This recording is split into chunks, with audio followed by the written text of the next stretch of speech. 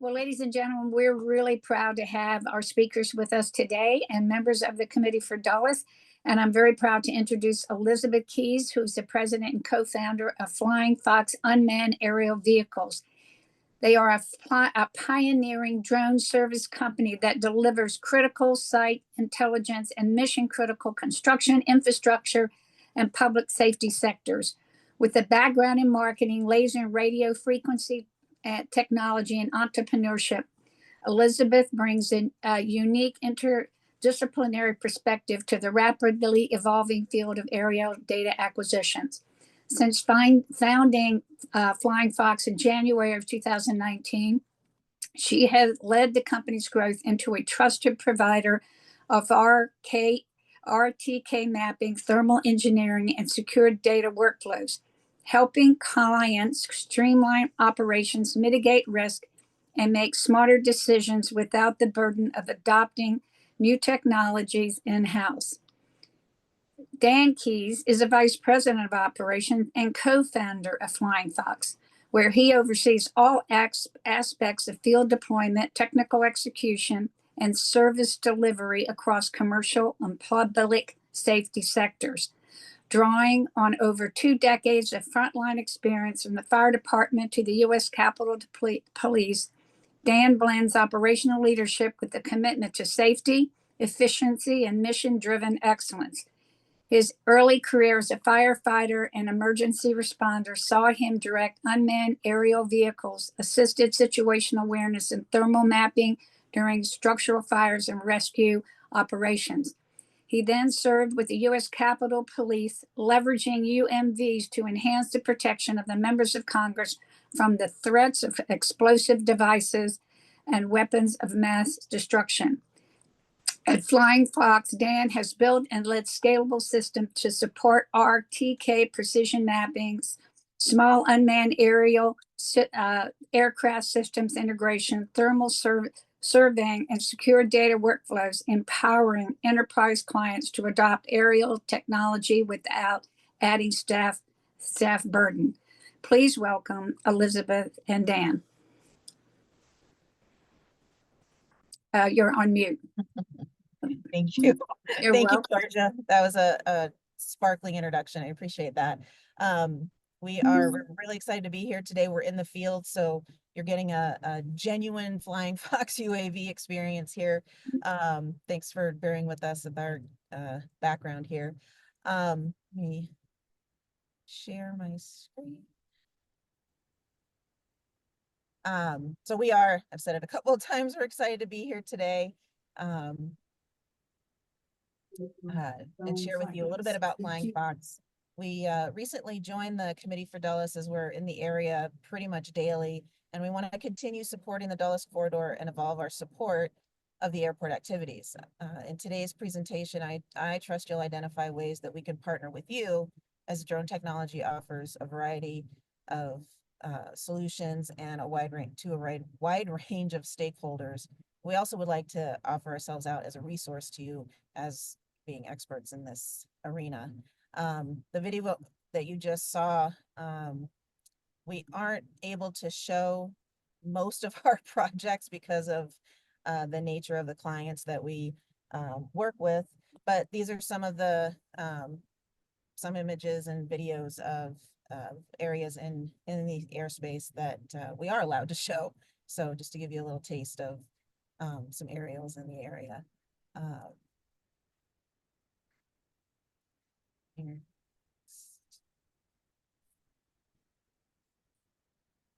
So a little bit about us. We founded the company to bridge the gap between aviation grade safety and construction grade data. Our team has decades of combined experience in aviation, public safety, GPS laser mapping, and advanced UAS systems. Today, we'll show you how we support safe, coordinated operations in Dulles' airspace while delivering actionable intelligence for major infrastructure projects. We've built our business on what we deem the 4 pillars of success for us and for our clients. While we operate in aviation and technology, it's really our people that make the biggest impact, and that's our most important pillar. And what we've been able to identify is that aviation and construction have parallel values where it comes to safety and people are #1 priorities. And our model for hiring pilots was just different from other providers in that we hired directly versus using a contractor or an Uber style model. This allows us to implement really rigorous training protocols to assure our pilots have appropriate experience, expertise, and are well versed and on board with all of our expectations and requirements for the success of our clients and our business. We encourage and require a collaborative environment, which is critical so that our employees have direct experience with, or at the minimum are exposed to all aspects of the business and our processes, from client engagement to insurance requirements to airspace waivers, every level of detail, so that no one person or team operates in a silo and everyone understands their part in our ultimate goals.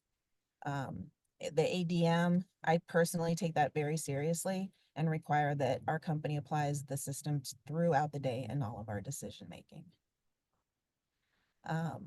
We'll move on to more operational details of the business, and I'll turn it over to Dan. Hi, everybody. I'm Dan. It's good to see you. Great to be with you today.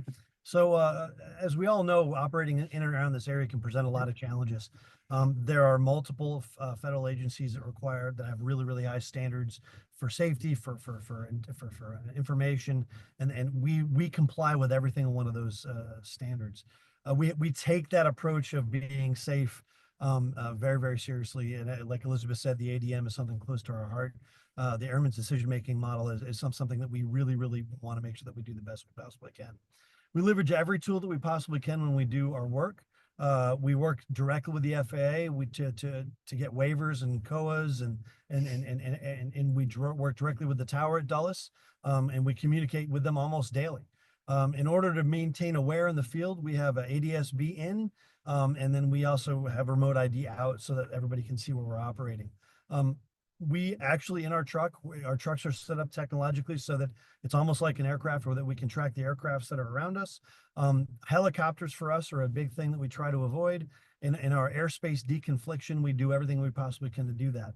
We carry radios, laptops, and we have an incredible communication array to be able to make sure that our crews can communicate on the site. Our risk assessment is huge as well. Our flight planning starts 24 to 72 hours out, with weather, with everything that you would expect a manned aircraft to have. And then we try to really jump into a further at, because low level work like the work that we do really can be affected by the weather.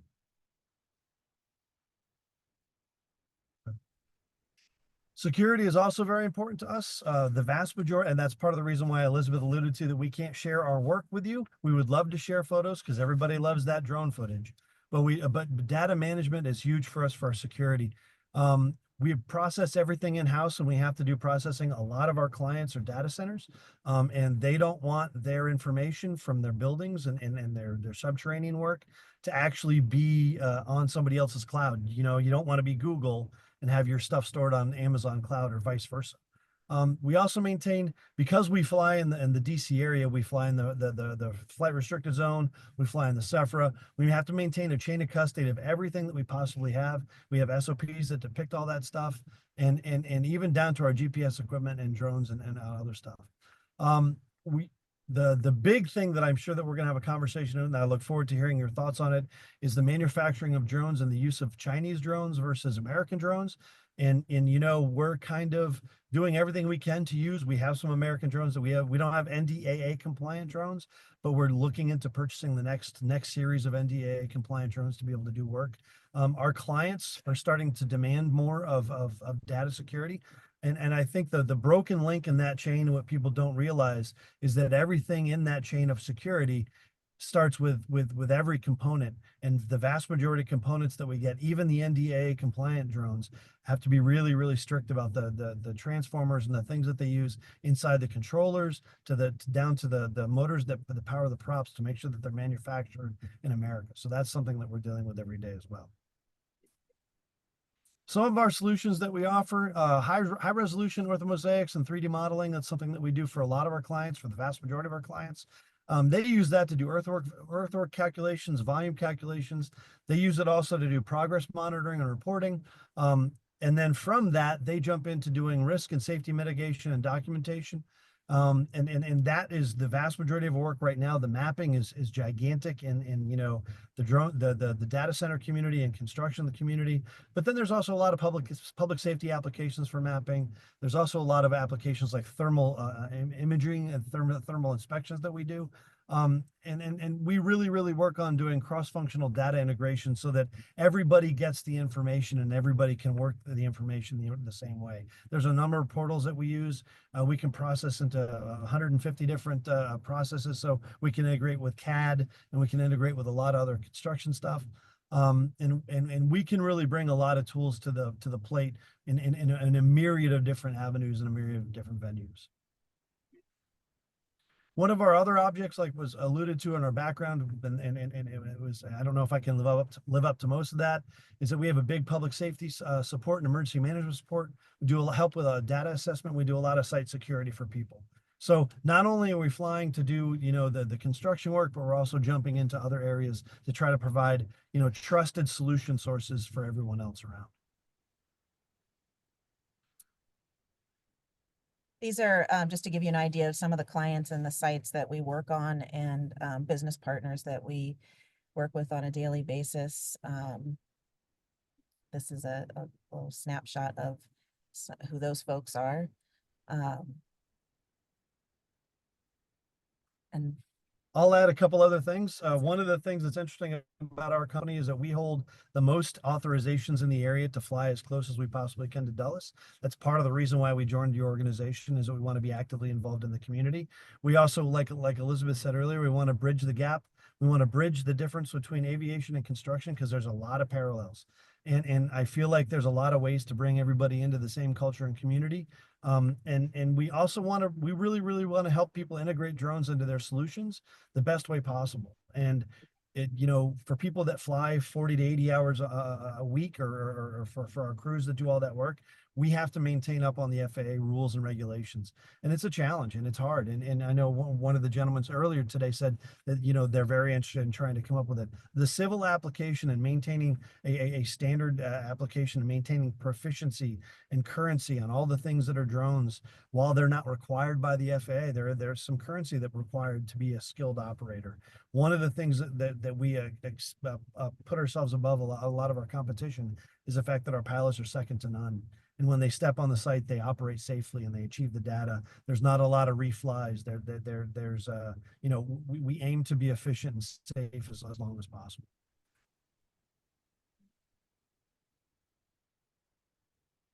so there's, we could probably spend 45 minutes on each one of those slides. So we really wanted to hit sort of the high level information about us and sort of what differentiates us between ourselves and other providers, and hopefully give you some cues to how we can perhaps partner with you and to be a resource and to just help evolve what we're doing in this area.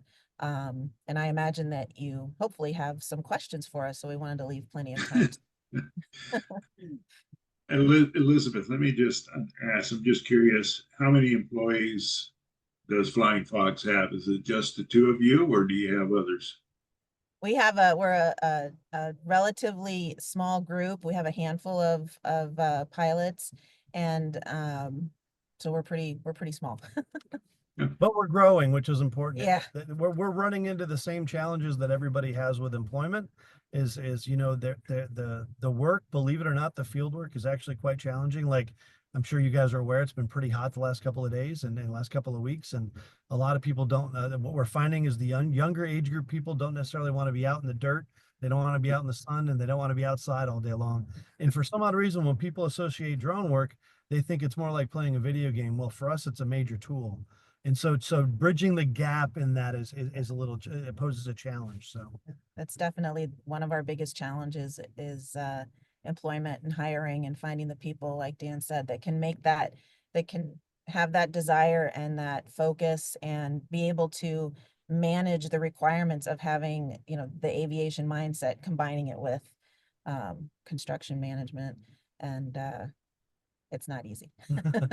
And to do it right and to do it to the standard that we've that we've established. And, a lot of that we've taken from the pain points that our clients have shared with us about what they're running into with, I think the first line of challenges that they run into is not really understanding the complexities of drone operations in airspace. And so they are immediately shut down because they can't get a waiver, they can't fly. And then on top of that, the Uber model, the contractor model, it's a really removed position from the way we operate, where our pilots are trained, rigorously trained on sites, to operate on sites, but also to communicate with clients. And when you have that Uber model, the client doesn't have any means of communicating with the pilots or someone directly involved. So at any given time, any one of our clients can pick up the phone and call or text Dan or myself or whoever the pilot is on their site directly and communicate with them about what their needs are. And that's really what it's all about, is making sure that we're delivering solutions that meet their needs. And as construction becomes more complex, and as public safety and all of the things that drones can support, you really need to be able to communicate directly with people and openly. So Do you Go get ahead. any of your pilots through working with Accelerate, or you train your own? I know Dan's on the board of Accelerate, if I'm not mistaken, he told me. I'm an advisor. Elevate has a very different direction. They're fantastic, great people. They do wonderful things for their culture. The area that they're involved in and the direction that they're forging is drastically different than we are. We generally hire prior military, prior public safety people that are looking for another career to come into our work. We generally hire people with very little flight or drone experience. And we generally take people that are motivated to do hard work, but have a good time and understand aviation and construction. That's really the passion has to be there for the aviation passion. It has to be there. So. If we know anyone that's interested, do they go to your website to seek the opportunity for employment? sure, they can contact us through the website or just through email or phone. You probably should take a seat at the September 10th event. Yes, we probably should. That would be great. Right. Yeah. I saw a question on the chat too. Yeah, chat. It's from Susan Gilly. Do you do any work with law enforcement?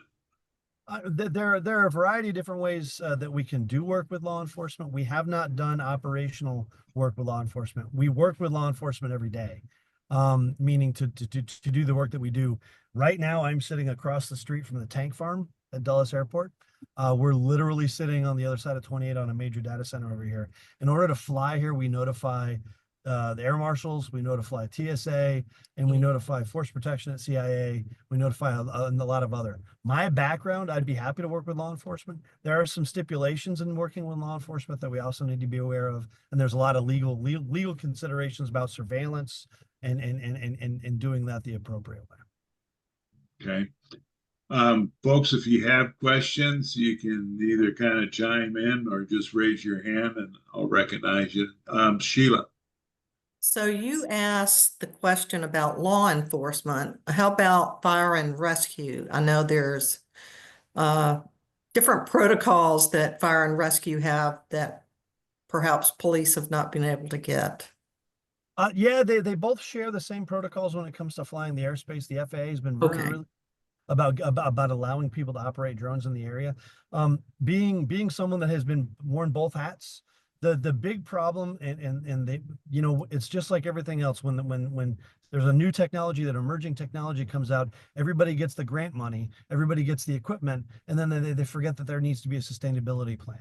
And what they end up having is they have people that are in units for 3 or 4 years, and then they matriculate to another unit or they go do something else because of operational need. Our plan is to start doing a lot more with the police and the law enforcement and the fire departments and emergency management. We've done work with a fire department in Loudoun County. We've done work with Loudoun County Fire Department a couple of times to help them. And the real problem is that they have an immediate need, especially if there's a fire documentation going on. We don't do emergency response in our vehicles. And so we can't get there as quickly as we possibly can. But if there's a prolonged incident, or if there's incidents that they need help with, we're more than happy, and we're always available. We're getting ready to unload to launch our thermal program, and a portion of that thermal program is going to be a huge resource for public safety and public entities, emergency management, that kind of stuff. Okay, thank you. All right. Anybody else? Could you tell me, when, I guess it was at one of the Accelerate's presentations, they explained that I want to say over 90% of the drones manufactured is a monopoly from, it's controlled by China. And that the drones that are made here in the States are strictly for government or military.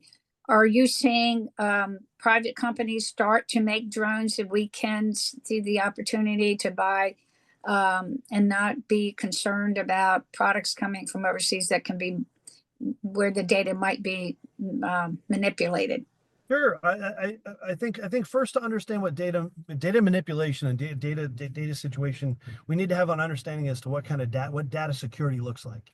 And in dealing with data security and trying to figure out where that goes, there's a long line of things that we can do to make sure that our data is secure so that it's not being shared. There is a monopoly, and DJI, it's a Chinese company, and that they do control about 92% of the market. The really hard part for all of us right now is that at least for us right now, is that the vast majority of the American-made stuff still has Chinese components in it. Just like your phone, just like our computers that we're using right now. The vast majority of electronic equipment in America has some component that is started from China. And so I believe the fear that everybody has is that the Chinese are going to use the drones for surveillance, and that they're going to surveil government, and they're going to surveil. There are ways for us to like our drones are locked down so tight that no one can impact them during the flights. No one can impact them when they're sitting in their boxes, and nobody can impact them when they're doing their updates. The other issue that we have with the American drones is, unfortunately, we haven't reached the technical expertise that they have. There's a lot of really good stuff that's out there, but it has a tendency to not be as dependable as the stuff that China has. And that's really so there's some technological things that we need to overcome. There's some data security things that we need to overcome. And then there's some other ideas of what does it look like to be secure, and what does it look like to be safe in my house? And I think that's what a lot of people. That's good. Hey, John, you're next. Thanks, Scott. I was curious about your different sensors. I saw things like thermal, motion, EO. Do you have those on a specific drone? Is it something where you put the sensor on the drone and plan it ahead of time? How does that work with the different sensors and the drone? Yeah, so we've got we fly the Matrice 350, and the Matrice 350 is an interchangeable drone sensor suite. So we can go from a super high resolution mapping camera sensor to a thermal camera to whatever else. We can do LiDAR. We can do even down to gas detection. They've got gas monitors out there that we can throw on the device that can pick up 30 parts per million at 300 feet. To pick up gas emissions and from the ground. So basically our devices are typically interchangeable. Believe it or not, the workhorse that we have is a single-use mapping drone that we have. But it also has an RTK sensor on there. But the big one that we carry, we're able to interchange a whole bunch of different drones, a whole bunch of different sensors, and we carry those sensors with us 90% of the time. So. Great. Thank you. Dave, did you want to ask a question? Yeah, myself included. I got a drone, I think, for Christmas, and I haven't even took it out of the box yet, but I'm eventually going to do that. Are you finding that, us amateurs are getting in the way of anything that you do?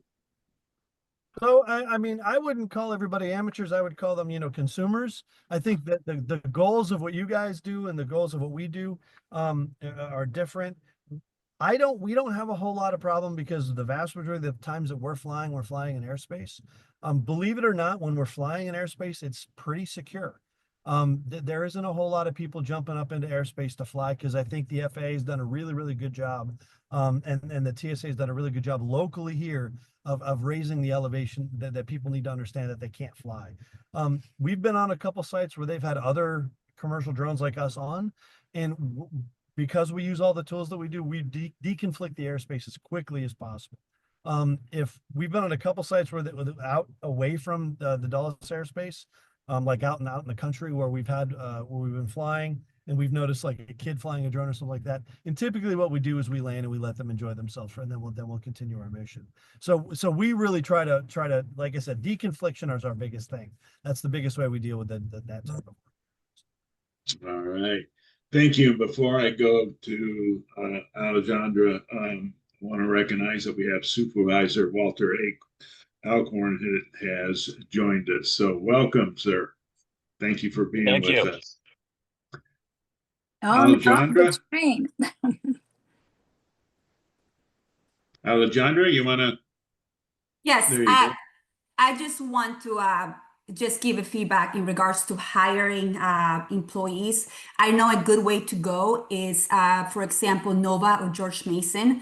They have a partnership that you can do with them to hire college students. I know Nova has a STEM internship that you can affiliate with them to do an internship, or also have them hire some of their students for them to get credit.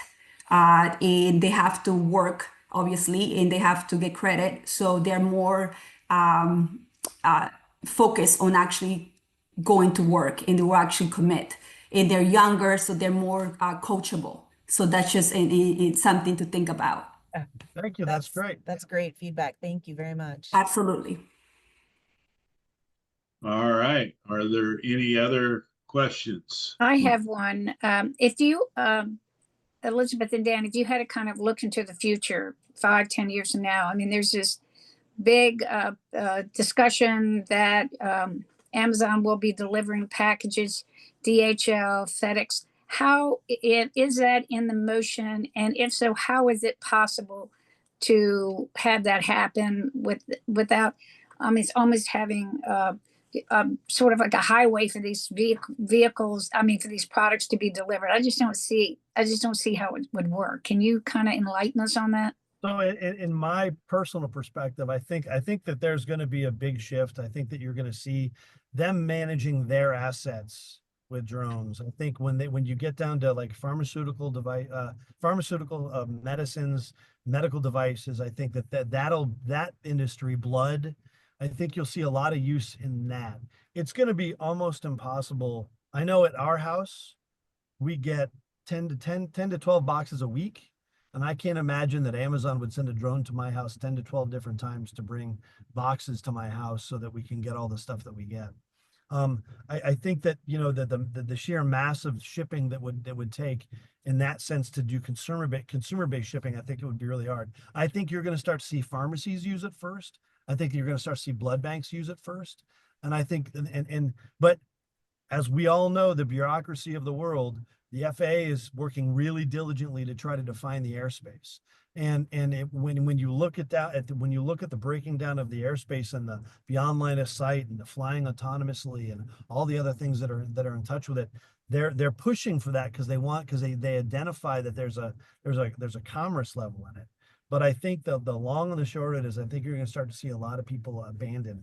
There's a company, and I believe it's somewhere in Africa, and they do a great job with medicines, and they do a great job sending those 300 miles away with their drones. And I think that's the direction I think you're going to start to see move faster. Definitely in more rural areas versus this area. Yeah. Thank you so much. Scott, are there other questions from anyone in the chat box? Yeah. Or does anyone have any questions? I have one. Mike Sawyers. Hi, Elizabeth. Hi. Dan, good to see you. Yeah, thanks for See ya. joining us. I know a lot of the mission critical work that I've been involved with, while we're still very much engaged locally in the counties of Loudoun and Prince William and kind of around the airport or airports, we've seen it, move into other areas of the Commonwealth. And I'm wondering if do you have a kind of a reasonable geographic footprint, or have you also maybe followed clients outside of Northern Virginia to provide the quality of service that you provide? That's a great question, Michael. I think we're struggling the same way everybody else is. We're following the work. But in doing that, it's widening our path and casting a wider net. One of our clients has actually challenged us to grow to the point where that we can put offices in other states, which is a great, which is a great problem to have. And as you can imagine, with what we do, there's a lot of technological aspects to overcome, and there's a lot of choke points in what we do. We've created a lot of choke points in mapping, and we've created a lot of choke points in data processing. So, in overcoming those processes so that we can deliver the quality that we have to move to that area, that's kind of what we're doing. So in long and the short is we're following the work, but we're working here primarily. So Yeah, we're doing work in Maryland, DC, and Virginia. Yeah. Currently. I have one. What do you consider your greatest challenge moving forward? It's a great question.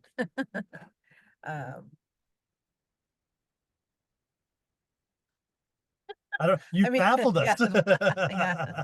I mean, for me, from my perspective, I think it's scale because, again, it goes back to the hiring, and I appreciate Alejandra's feedback there and some of the other ideas to find the right people.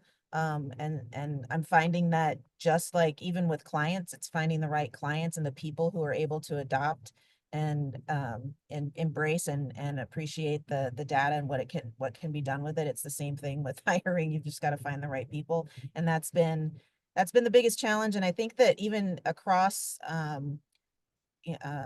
construction and drone in general, employment and staffing up is the biggest challenge, because there's also a timeline. So, getting somebody in as a novice and training them as, say, from a visual observer up to a remote pilot,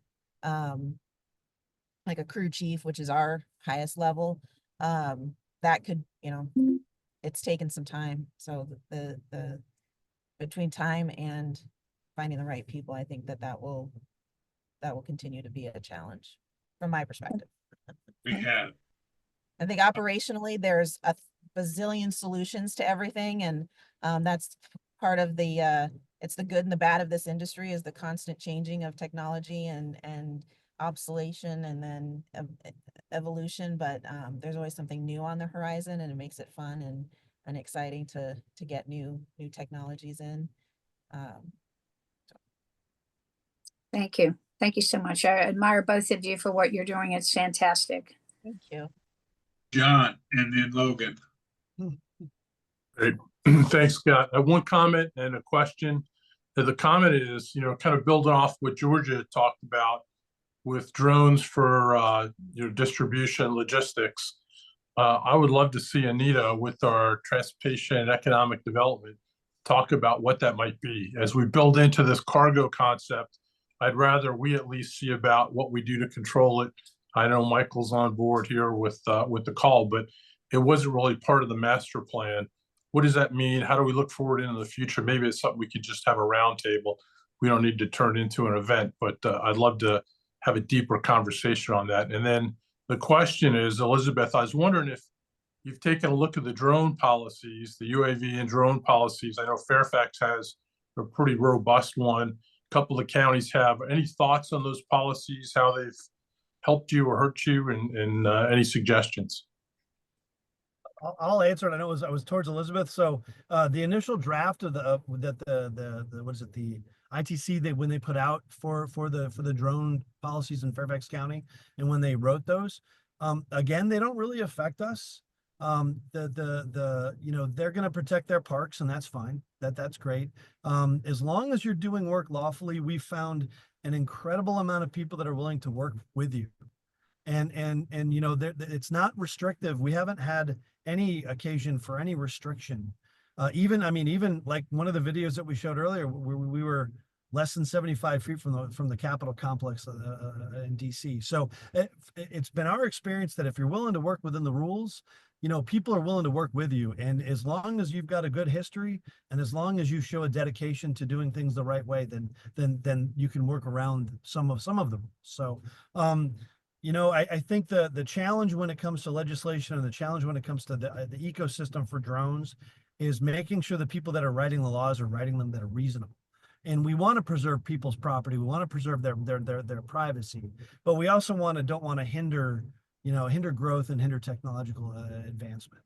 And I think I think rapidly we're getting to a point where, you know, there are generations that are innovating. There are generations that are moving ahead, and they're moving way faster ahead than our legislation can deal with. So I think that's kind of where we're at.